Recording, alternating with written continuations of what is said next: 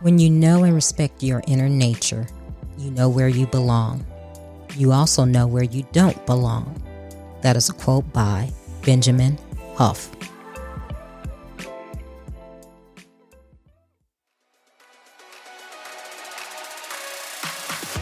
Welcome to Trina Talk. This is the podcast where guests share their stories of pursuing their passions, living a fulfilled life, and empowering others. Each week, I talk with inspiring leaders, business owners, and people with amazing stories from around the world in unscripted conversations as they share their successes and failures. This podcast is all about empowering you to keep striving in your personal and professional life. I am your host, Trina L. Martin. Welcome to episode 116. The topic of this week's episode is Make Ambitions and Goals Known. My guest this week is Velera Wilson.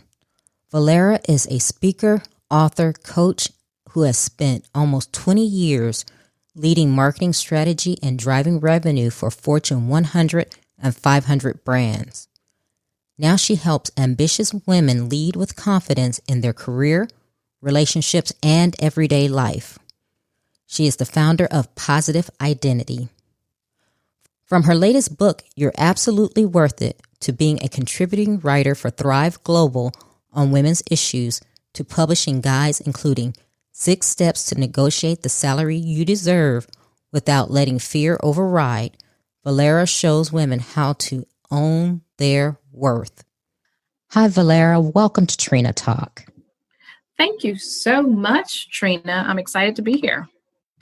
I am excited to speak with you. I was just looking at your background, and you're a woman after my own heart because of what you're doing, but you are phenomenal. You have years of experience with working with Fortune 100 and 500 companies, and just being out there in corporate. And you've written a book, you're an author, you're a coach, you're a speaker, you're the founder of Positive Identity, which I want you to get more into what that is. But I see that seems like your purpose and your mission is empowering women. So tell the listeners who you are and what made you who you are today. Sure. Well, you did a fantastic introduction as it is, Trina. But I would say that I am, as you mentioned, I've really spent the past almost 20 years leading strategy at global brands, and really have taken that experience and morphed that into being a speaker, a coach, and an author to really help other women that are ambitious to lead with confidence, but not only in their careers, but in their relationships and their everyday life.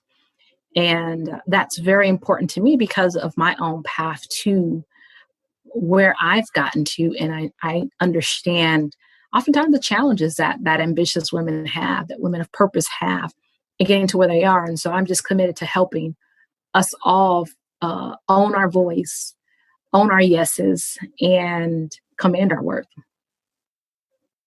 Wow, I love that. And when you say own your voice, what exactly do you mean?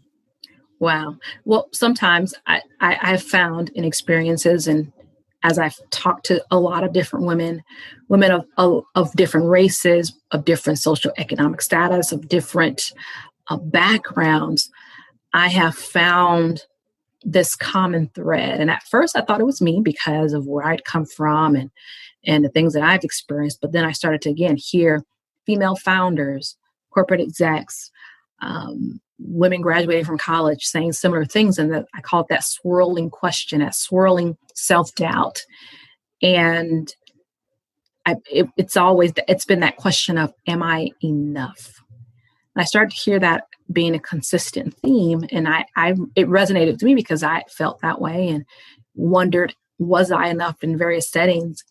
And it's become important for me to help other women to really own our voices and recognize we are enough. We are enough. What we have to say matters.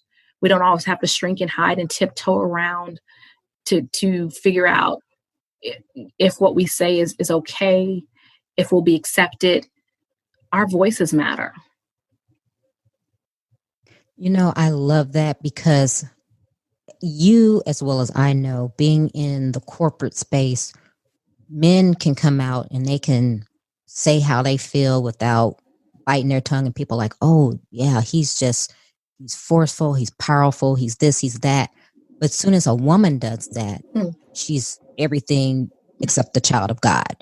So tell me about some of the things you've come across, and let's hold off on that before we get to there. I always like to know about your journey. So give us a little bit about your upbringing and how it led you to go to Fortune 500 companies and to be a founder of a company that you're empowering other women today. Sure. So my journey started at being born to a single teen mom, very young teenage mom, and being loved tremendously and taught that education was important because everyone around me hadn't achieved that. And so for my mother, my education was going to be my way to success and to get out of our environment. And thankfully I did listen. I didn't always understand, but I listened. And I went on to become the first person in my family to graduate from a four-year university and went out into the corporate world. But for many people like me who are the first or the only, that journey and that path can seem very hazy and cloudy, and you don't always know which way to go. You don't always know what questions to ask. Do you fit in? Does anyone look like you? And what can you ask for? And so oftentimes I was learning by trial and error versus by insight. And from people that, maybe might have been at home that could help me navigate, well, here's what you should do in this situation, or here's how you navigate the corporate setting, or here's how you negotiate your salary. I had to figure those things out and eventually find mentors that could give me that insight. But along the way, I realized that I struggled to figure out my identity and to know what I should be doing, not doing. And it started to really hit me as I progressed in my career that waiting for someone else to recognize me wasn't going to happen. That it was, as opposed to waiting for someone else's timelines, I needed to make my own timelines. And often I found that as I've talked to other women that we sometimes put our heads in our cubicles or in our office and we just put our heads down and get work done, not realizing that that's not always how it works. And that's not always the key to advancement. That someone has to know that you want that promotion. Someone has to know that you want that salary. So you have to put yourself out there and command it and ask for it. And as I started to make those shifts, I saw my career catapult even further. I saw my income catapult. I saw different things move forward and shift forward a lot faster. And so I want to help other women do the same. I hate to see us stagnant, stuck, unhappy, unfulfilled, working hard, but getting low returns. And that's really important to me. I would almost say that I'm an advocate for women asking for what they really want. Just you're speaking my language, and it resonates with me so much because I, like you, I was the first in my family to go to college, graduate, work corporate. And I agree. I didn't know how to play the game, so to speak. I didn't know how to command my worth. I would come in, like you said, and get my head down and work and think, well, why aren't I getting promoted? Why aren't I getting a raise? And I didn't know that I basically had to fight for my own, that they weren't just going to say, oh, well, Trina, you come in every day and you're doing a great job. So here it is. So tell the women what they need to do to navigate those waters when they're trying to be recognized for the contributions that they're making. Sure, you're absolutely right about that. It's exactly that. It's to make it clear what our goals are, make it clear what our ambitions are. Sometimes we try to keep them hidden, or we don't want to talk about them too much. We don't want to share them, keep it close to our vest. And that's counterintuitive to advancement. The more people that know what you want to do, the greater the probability is that you'll get there faster, because once you start to share that, people keep you in mind, because conversations are always being had behind closed doors of who needs to go ahead, who needs to get ahead, who's got the highest potential. And when you raise your hand and you say, this is what I want, then you can start to create a plan with your manager, assuming that they're a manager that's truly an advocate, of course, to advance. And also what I found is that sometimes we only advocate for ourselves internally. And it's important to have a network both inside and outside your organization, because opportunities come from all directions. And you never know who might have that growth opportunity that you really need or really want. I've seen that happen to me a number of times when I started to really develop relationships outside the organization. I was able to see clearly, one, what I was worth to the market. And then two, again, sometimes you encounter roadblocks internally. It happens. Maybe you've reached your max or your limit to where you are. And as opposed to getting frustrated and, getting resentful with the organization or your manager or people, again, you have to realize you control how far you go and how fast you go. So having that external network helps you get a 360 of what's available to you.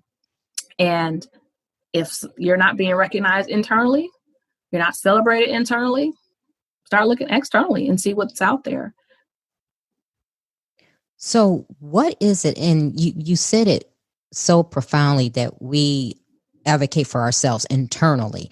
So what is it that keeps women stuck and afraid to actually get out there? And this was going to the previous question, how men can speak up for themselves and it's okay, but when women do it, there's a problem. Why is that? What have you seen the reason why that's so? I think it's culture. I think it's who you are, what organization you're in. I think sometimes we forget that just like personal relationships can be toxic or not productive, so can organizational ones. And just because you work somewhere doesn't mean you need to stay there. And I always say that a working relationship is one that, just like every other relationship, it has to be mutually beneficial. And when it's no longer that, just as quickly as they would let you go for needs of the business, you have to be willing to do the same and say, for needs of my own advancement, it's time for me to move on. It doesn't have to be toxic or leave on bad terms. It means, hey, I've got an opportunity that externally that is better for me in my growth at this time in my career. So I'm taking advantage of that. That's nothing personal. That's business. And the business of your life is the most important business, I think. So I think one of the things, I think, to answer your question, you mentioned, why do we stay, or why do we? I think it's, unfortunately, I think that overall as women, we're loyal, we're community minded people, and we try to give people the benefit of the doubt. We keep trying to show our worth and convince people sometimes that how good we are, and we think, well, if we just do this, and if we just do that, or if we just do the next thing, that they'll see it. But at some point we have to come to ourselves and realize, I've done all that I can here, and I'm just twiddling my thumbs. I'm not growing. It's time to move on. We have to get comfortable with being uncomfortable with the change. And sometimes we just get too comfortable with an organization. It's what we know. It's the people we know. We like this person at the job. We've developed relationships, all at the sacrifice of our own earning potential, our own advancement, our own happiness. And so we have to become truly about our growth and realize that that's our personal responsibility, and stop giving other people the keys to our growth. That is so good about, like you said, the business of taking care of your business. That's the most important thing, instead of staying somewhere where there's nowhere else for you to go. But like you said, I think women are loyal. So we sit there and we go, well, we've been here X number of years, so we're going to sit here and whatever, hoping that it's going to turn out better, and it never does. Tell the listeners about your business, Positive Identity, and how it helps women. Sure. So Positive Identity is really about helping women educate themselves, because I think that oftentimes we're not confident because either we don't know something or we don't believe something about ourselves. So it's designed to, one, inspire and educate women in order to help them see themselves for what they are and their worth as the amazing women that they are, and then educate them and give them the information so they can feel like they're confident enough to lead the changes in their lives, right? There is something powerful about knowing internally what value you bring because of a shift in your perspective. And then there's something doubly amazing when you start to get armed with information about how to lead your life with confidence, or how to lead changes, meaning very practical things. I work with women on how to interview with confidence, how to walk in there with power, how to negotiate without being terrified, how to navigate relationships, how to navigate to the loving relationship and stop wasting time on unnecessary ones. And then just how to lead your life with confidence in your everyday life.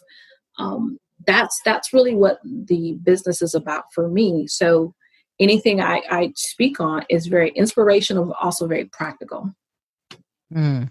So let's go into that. How do you help women gain that confidence? So in very practical ways, I mentioned, for example, interviewing, walking through what do they think about themselves? How do they approach interviews? I've worked with women and inevitably we go through interviewing skills and they realize that there's something about their self-perception that's keeping them from walking in with confidence. And so we really dig into that belief. And so giving them different reference points to help them shift their beliefs about themselves. And then the other piece of that becomes also, again, the education around how do you navigate an interview? What are the questions? How do you position yourself in your interview? So we do a lot of, I'll do a lot of simulations, for example. Let's walk through an example. Okay, what if I said this? So that the resistance in the real life of an interview starts to come to life. For negotiation, same thing. Walking through, okay, where do you need to go to get information on how to determine what you should be asking for? How do you craft that email? What should that email say as you're crafting a response to ask for more money, or having that conversation? How do you seal the deal on an interview? What should you ask at the end? So again, very, very practical strategies that I've personally used as well that have worked. And I have found that, the women that I work with, after I work with them, they come back and say, wow, I've never looked at an interview from a place of power. And after working with me, they say, I see that now, how to do that. And so that's really what I specialize in, is helping women move to that place of power. And that's funny you said that, looking at an interview as a place of power, a position of power. And I never thought about it either until you start explaining it. Because most of the time, most people, you're going into the interview and you're going, oh, I hope they like me. I hope I have what they want. Instead of you really commanding that interview and saying, yeah, I got what you guys need, and displaying that. And I think that's where not only women, but men, I think where a lot of people fall short. And I think that kind of gives the company the upper hand, because then they start thinking, well, they need us more than we need them. Oh, yes. Yep. You're absolutely right. Wow. That's interesting. You say that. And, and then I have this question.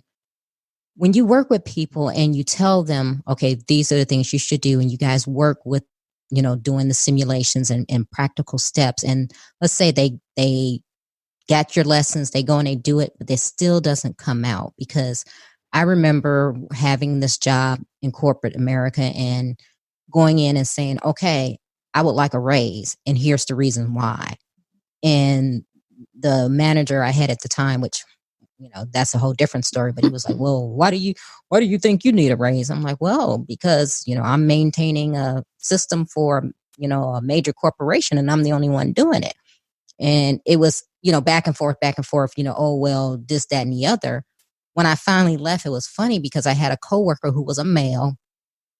He contacted me and he said, oh, you left, so-and-so got your position, which was a man.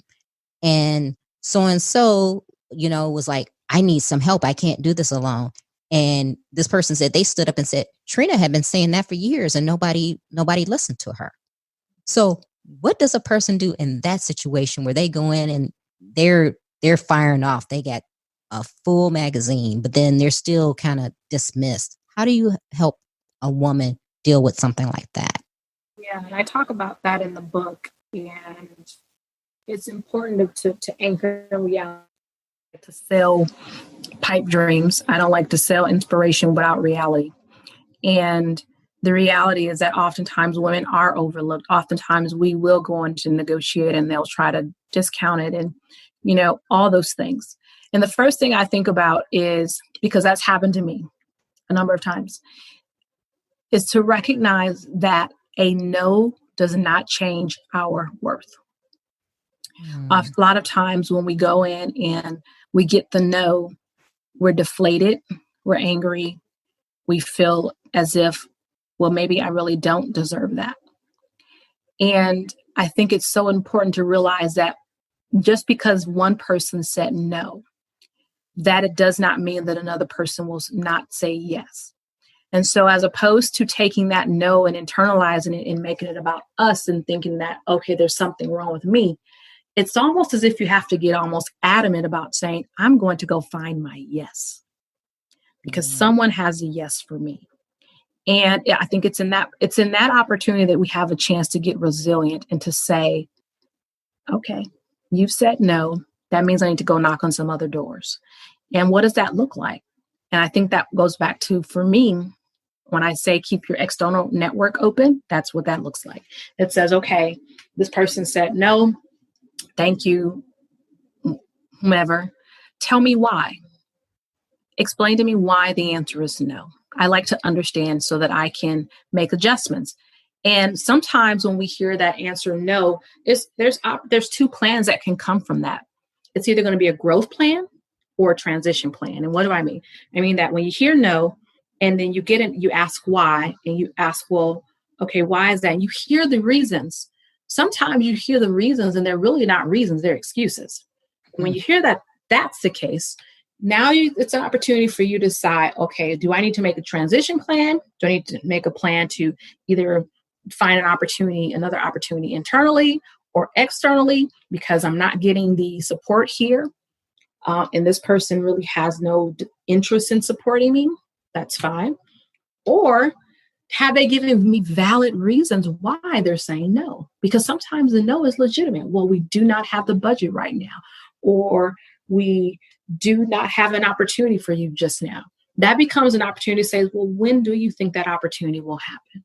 Let's put a plan together for me to have that role, because I really want to continue my growth. It's important for me to get the help that I need. And I want to continue doing a good job. When you make it about mutually beneficial opportunities and you talk in that language, then you talk to the manager about that growth plan. And then you have an opportunity to see, are they holding up their end of the deal with that growth plan and providing the opportunities? If you see that's still not happening, now you can shift from a growth plan to the transition plan. And I think that's where sometimes we'll internalize and we'll get angry and, we'll call everybody and tell them everything that's wrong with the company or everything. And that's fine. But now what are you going to do? You're either going to have a growth plan or you're going to have a transition plan. And it's up to us to go back and to really find out, can you tell me why? Tell me why. And I'm giving you real life examples of things that have happened to me where I had to go in and ask the question. Here's what I think I'm qualified to do. I'm ready to grow here. Tell me why. And in some cases, there was legitimate reasons. In some cases, it was excuses. And I found my out in the cases where excuses. In other cases, I bid the time to allow the time for the opportunities to present themselves. Mm. So in other words, you're saying, yes, make that plan. So you need to know when you go in and you are asking, one, you need to ask why you were given the answer you were given. And then from there, you can assess whether, okay, is this something that I want to stick around to see if it changes, or do I need to make plans to move on and go another way? Absolutely. That's it. It's only one of two choices. And I think when we take our power back and realize that we are capable, qualified women, when we own that, it's not a conversation about, am I going to stick around until I figure out or till they decide? It's, hey, I'm going to decide how long I need to stay around. And I'm going to create my yeses as I need to, either here or somewhere else. We create our timelines. I mean, and you mentioned having that network. And I think this is something that we as women, we're just not taught to do. How does a woman create a network? I mean, a valuable network of someone that of a Rolodex of people who she can count on, whether it's mentoring or just connection wise. How do you go about doing that? I think the first thing is to think about, excuse me, directionally where you're trying to go. There are plenty of organizations that you can join. There are plenty of for professionals who might have similar interests or be going a similar direction. And so I think it starts there. And really cultivating those. And it doesn't mean you have to meet everybody every week, for lunch or coffee, but it does mean establishing some type of cadence of communication. And I think it goes back to too, that it's not one where you feel like you have to force them, right? But it's one where you feel like, hey, there's someone that has a genuine connection to you and you the same. And for whatever reason, and you keep in contact with that person. I don't think we have to make it too complicated, but I do think we need to be intentional in that someone outside of our organization should know about us. Mm-hmm. Someone outside our organization should know about us and what we do and what we're interested in. And that oftentimes it can come from church, right? Because, a lot of us will spend time at church or our own respective community organizations. Find out what other people are doing. Share what you're interested in doing. And I found that so often we'll keep things to ourselves, but the opportunities happen when we open our mouths. My brother always says something, and I even wrote that statement in the book, is that closed mouths do not get fed. Mm-hmm. If nobody knows where you're trying to go, how can they help you? How can they possibly help you? I have gotten more opportunities because when I just got out of my own, I can figure it out on my own mindset and open my mouth and say, hey, I'm thinking about this, or I'm thinking about that. What do you think? Or what do you know anybody? And people are like, yeah, actually I do know someone. And I'd have a conversation, and before you know it, an opportunity opens. So many doors can open when we just open our mouths, but we have to do that. Love it. Let's talk about your book. Mm-hmm. What's the title? And you referenced it a couple of times, but it sounds really juicy. So tell me, what's the title of it in the synopsis of what the book's about? Sure. So the title of the book is You're Absolutely Worth It. And release self-doubt, embrace confidence, and own your yes. And the synopsis of the book is really, it unpacks the process of shifting past self-doubt as women to own our own greatness and relentlessly pursue some of our often unspoken desires. I spend a lot of time in the book talking about very personal stories, but also adding a lot of inspirational and practical advice that really is designed to, one, help women identify deep-rooted sources of self-doubt, hesitation, and the fears, and then really addressing some of those limiting mindsets with powerful truths so that we can go after the things that we really want with confidence. Now, in your coaching and with your company, who are you working with and how long do you work with them? And aside from the professional, or do you help people in their personal lives? Sure. So it really is, I've done one-on-one coaching, and that's really more or less where I've been specializing in. Although I'm evolving to now, as I'm developing the book, to definitely spend more time group coaching and also looking at corporations and companies that have women in leadership that really need help with development. But I think your question was how long. It varies depending on the individual and what they need. And what was the other question? I want to make sure I answer it. Do you help women in their personal lives as well as their professional? Got you. Yes. Inevitably, I find that they are intertwined. So it's almost impossible not to. Mm-hmm, mm-hmm. Wow. That sounds really, sounds like you're doing some great work. And like I said, this was me not knowing my worth, not knowing how to negotiate and go in there. And it's so hard. And then I've been told that, oh, well, you know what, you're too, what was I told? I was too bold or too outspoken or something like that. And I was going, well, is that a problem? Yeah, you shouldn't say anything. You should just be quiet. And I'm thinking, why should I do that? Right. Yeah. And it's amazing how they always want the women to like shut up and sit in the corner and just take whatever they give. But when men do it, it's, oh, he's forceful. He stands up for what he wants. And I have never understood why that was the case. I think it's definitely culture. I think it's culture. I think it's organizations and old, mindsets. And it's unfortunate because so many times we walk into that not realizing that it's there, and it can stunt our growth. It can stifle us and cause us to shrink in order to fit in somewhere that was never designed for us in the first place. Wow. And I'm glad you touched on that. How does a woman know that? How do you know that you're somewhere where it's not even a good fit for you? Because a lot of times we end up in places like that where we try to make it work, and we end up having nervous breakdowns trying to make something fit that we were not meant to fit in. Right. Well, I think it requires self inventory, or inventory of what's important to us first, because it's purely subjective. What may make one woman thrive may cause another woman, like you said, to have a nervous breakdown. We're all crafted differently.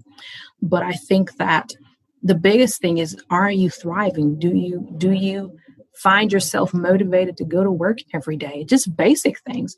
I think sometimes we try to make it so much harder. If we just think about work is all about relationships where you get paid. That's it. It's all relationships, though. It's about what are you doing and how does this make you feel? If you're going to work every day, you feel stunted, you feel as if you're not growing, you're not motivated. That's the sign. There really isn't anything else that's needed. And sometimes we will ignore all of that because we're getting a check, but we absolutely hate where we are. And so we're not giving 100%. We're frustrated. We can't wait until we get off work. We don't enjoy the people that we're around. And not that people have to be our best friends. I don't go to work to make personal friends, but it at least should be a place where you feel like your voice is heard and you can thrive. And if none of those things are happening, just like you would be asking yourself that if you were in a romantic relationship and that was happening, you ask yourself the same thing if you're going to work. So true. Oh my goodness. I can talk to you forever about this because what you're saying is so vital to women in their lives in general, not just professionally, but in, motivating and nurturing relationships and connections and actually commanding your worth, whether it's in the boardroom or the bedroom, so to speak. You have to know your worth. And not many of us do, because, we think that, oh, they're going to just know that we're a good person. Yes. Hello. If you would like to work with Velera, her website is www.apositiveidentity.com. If you like Trina Talk Podcast, please don't forget to go out to iTunes and rate it 5 stars and leave a review. Also, who else in your life do you know that needs some motivation and inspiration in their lives? Don't forget to share Trina Talk with them. I hope you have a great week. And remember, if you change your mindset, you can change your life. Keep striving, because success is a journey, not a destination.